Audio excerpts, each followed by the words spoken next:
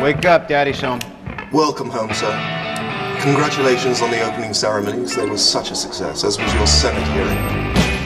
Dulu saat kita menonton film Iron Man, melihat Tony Stark sebagai tokoh utamanya berbincang dengan Jarvis, sebuah sistem artificial intelligence super canggih yang dapat diajak berdiskusi, memberikan saran, ya, bahkan dapat memahami emosi manusia. Pada saat itu kita berpikir itu semua hanyalah fiksi dan sesuatu yang impossible. Namun coba kita lihat sekarang.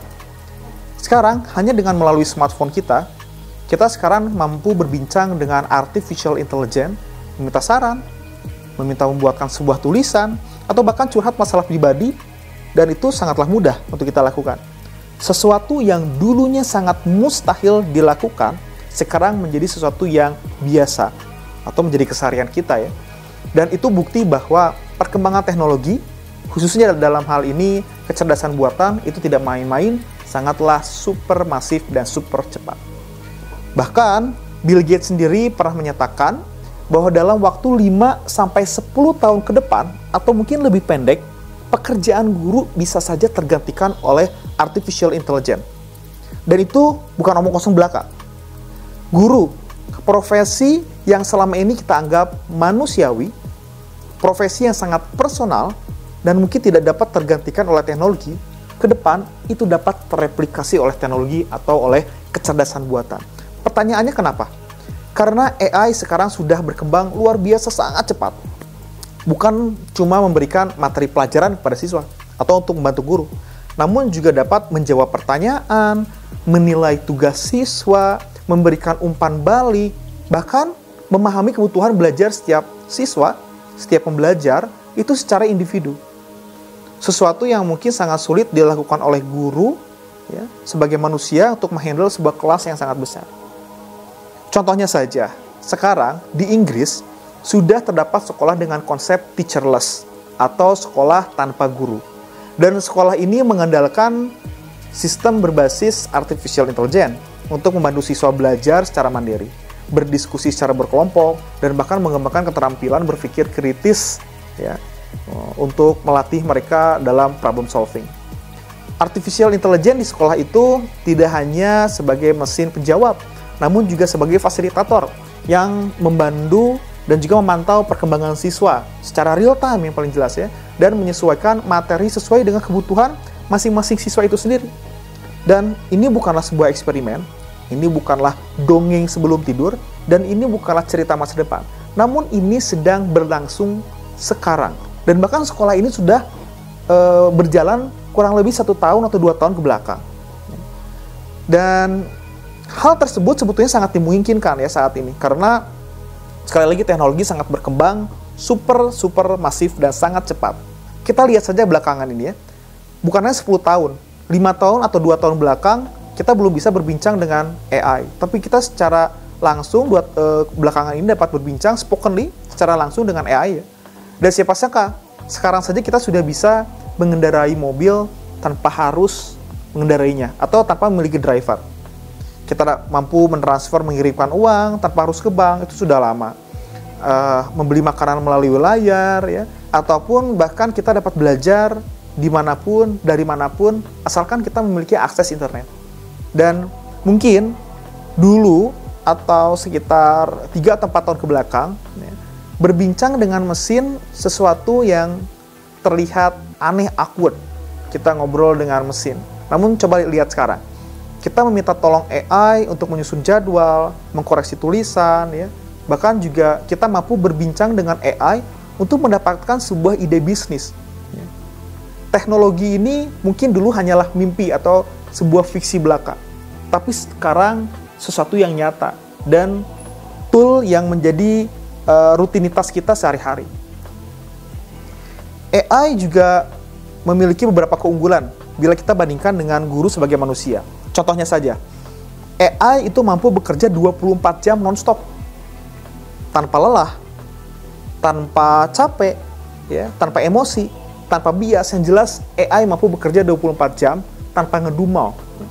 Dan AI ini mampu memproses data siswa dalam jumlah yang sangat besar, menganalisis gaya belajar, memberikan umpan balik secara personal, dan yang jelas yang paling penting adalah AI mampu mengupdate perkembangan ilmu pengetahuan terbarukan secara real time pada saat itu juga. Dan itu mungkin sesuatu yang sulit untuk dikejar oleh guru sebagai manusia karena kita membutuhkan waktu untuk belajar. Berbeda dengan AI yang langsung terupdate pada saat itu juga. Bahkan AI sendiri sekarang dapat membantu siswa yang memiliki gaya belajar yang berbeda-beda secara lebih efektif. Dan bayangkan saja, sekarang ini seorang siswa mampu memiliki asisten belajar pribadi yang akan mendampinginya non-stop selama 24 jam penuh. Pertanyaannya, untuk apa fungsi guru? Siswa sudah mampu mencari informasi melalui search engine dan dapat dibimbing dengan kecerdasan buatan. Tapi apakah berarti guru akan sepenuhnya tergantikan seperti yang dikatakan Bill Gates?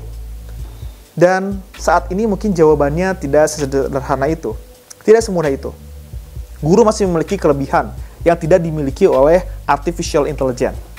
Contohnya seperti empati. Empati yang nyata, pengalaman hidup guru sebagai manusia, intuisi manusiawi, kemampuan membentuk karakter secara membangun hubungan emosional antara guru dan siswa ya, secara mendalam. Dan juga yang paling jelas menanamkan moral-moral dan nilai-nilai yang mungkin itu belum bisa ya, direplikasi oleh artificial intelligence. Guru harus mampu bukan hanya sebagai penyampai materi, namun juga sebagai panutan, motivator, dan juga inspirator bagi para siswanya. Namun, bisa saja ke depan itu semua dapat berubah. Mengapa? Karena sekarang ini sudah banyak riset yang marah kepada pengembangan AI yang mampu memahami dan mengekspresikan emosi. Artinya, tidak lama lagi kita mampu memiliki sebuah program yang dapat diakses dengan mudah melalui smartphone kita, atau bahkan memiliki physically secara utuh sebagai robot ya, dan mampu menjadi asisten sehari-hari kita, dan mampu memahami perasaan layaknya manusia, ya minimal secara simulatif. Bisa saja pengembangan AI ke depan dapat merespon dengan memiliki empati, memahami konteks sosial, atau bahkan dapat membentuk hubungan layaknya manusia.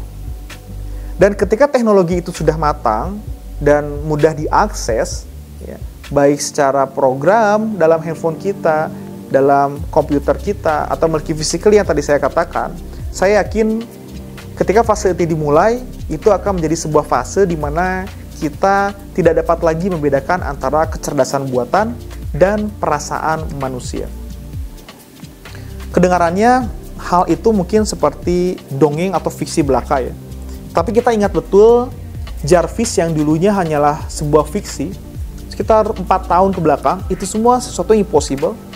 Namun sekarang kita dapat berperan sebagai Iron Man dengan berbincang dengan ChatGPT, dengan Gemini, Siri, Alexa, atau bahkan kita mampu meminta AI untuk dapat menggambar secara realistis, membuat sebuah lagu, menuliskan sebuah puisi yang indah, dan semuanya terasa layaknya ciptaan manusia.